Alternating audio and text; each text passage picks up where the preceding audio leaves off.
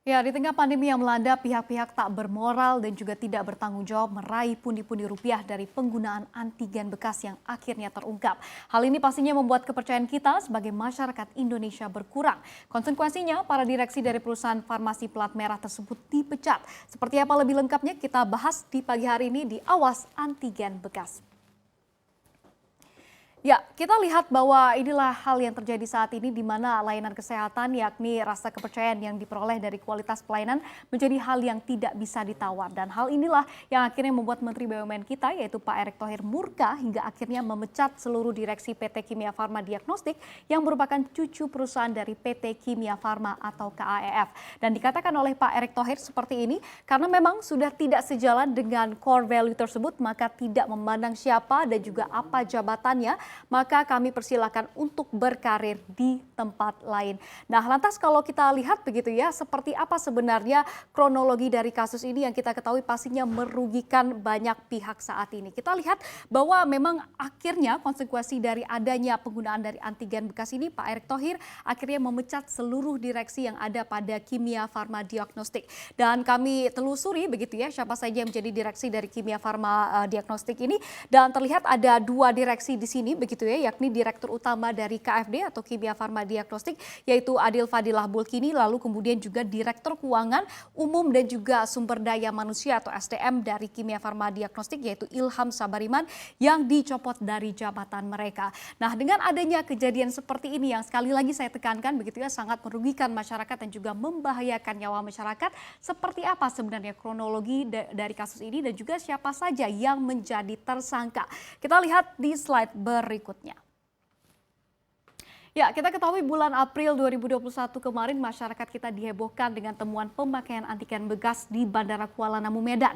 Dari pemeriksaan beberapa saksi ditemukan fakta bahwa pemakaian antigen bekas ini telah berlangsung sejak Desember tahun 2020 lalu. Dan kalau kita lihat ada 5 orang tersangka di sini, diantaranya adalah seseorang berinisial PM begitu ya, yang selaku manajer dari Kimia Farma, laboratorium Kimia Farma yang ada di Medan yang berusia 45 tahun yang dikatakan ini merupakan dalang dari operasi bejat ini. Lalu kemudian ada SR begitu ya, berusia 19 tahun yakni selaku kurir dari laboratorium Kimia Farma Medan yang berperan sebagai pengangkut alat swab antigen bekas dari Bandara Kuala Namu ke laboratorium Kimia Farma. Lalu kemudian ada DJ yang merupakan customer service dari laboratorium Kimia Farma yang berperan mendaur ulang tes swab antigen bekas ini. Lalu kemudian ada juga admin dari Labor Kimia Farma sendiri yaitu berinisial M berusia 30 tahun begitu ya, yang berperan untuk melaporkan hasil swab kepada Kimia Farma Pusat. Dan yang terakhir ada R atau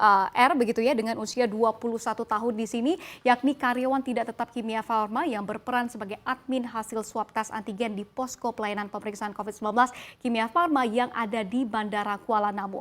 Nah, kelima tersangka ini bakal dijerat dengan pasal 98 ayat 3, pasal 196 Undang-Undang Nomor 36 Tahun 2009 tentang kesehatan dengan pidana. Ini katanya paling lama yakni selama 10 tahun lamanya dan juga denda yaitu paling banyak sebesar 1 miliar rupiah. Dan dikatakan juga begitu ya oleh pihak kepolisian bahwa para tersangka ini mengantongi ratusan juta rupiah per bulannya. Seperti apa? Kita lihat di slide berikutnya.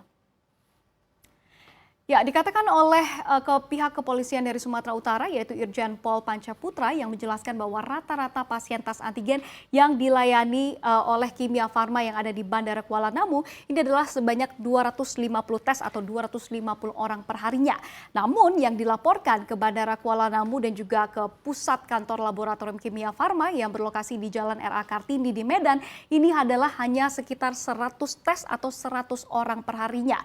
Nah, kemudian sisanya sekitar 150 pasien inilah yang merupakan keuntungan yang didapat dari PM dan juga teman-temannya begitu ya dari hasil penggunaan antigen bekas ini. Di mana rata-rata hasil dari keuntungan penggunaan antigen bekas yang diterima ini ditaksir oleh pihak kepolisian ini mencapai 30 juta rupiah per harinya, bukan per bulan. Kami tekankan ini adalah per harinya begitu ya. Dan kalau kita kalikan dalam sebulan begitu ya, 30 juta rupiah ini kita kalikan dengan 30 hari, maka keuntungan yang didapat dari para tersangka ini hampir mencapai 1 miliar rupiah atau tepatnya di 900 juta rupiah per bulannya.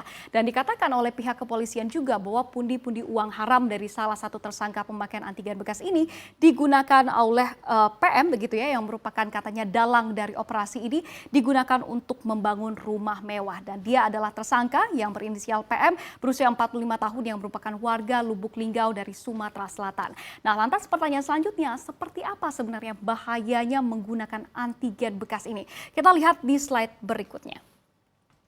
Ya, menurut pakar mikrobiologi, penggunaan alat atau kit bekas ini sangat beresiko menularkan virus corona. Bahkan setelah alat swab tersebut dibersihkan dengan alkohol seperti pengakuan salah seorang tersangka. Dan pendapat senada ini juga sebenarnya disampaikan oleh juru bicara Satgas COVID-19 Sumatera Utara, yaitu Dr. Aris Yuda Riancah, di mana menurutnya virus masih bisa saja menempel di alat swab meskipun dicuci dengan alkohol. Jadi praktek ini bisa kita katakan sangat bahaya sekali. Dan kalau kita kalikan begitu ya, 150 tes bekas yang digunakan tadi per harinya begitu ya dengan 30 hari, maka setidaknya ada 4.500 orang yang diswab menggunakan stik bekas ini per bulannya. Nah, hal inilah yang membuat para pelaku harus dihukum seberat-beratnya karena tidak hanya ini merupakan penipuan tapi juga mengancam nyawa banyak pihak.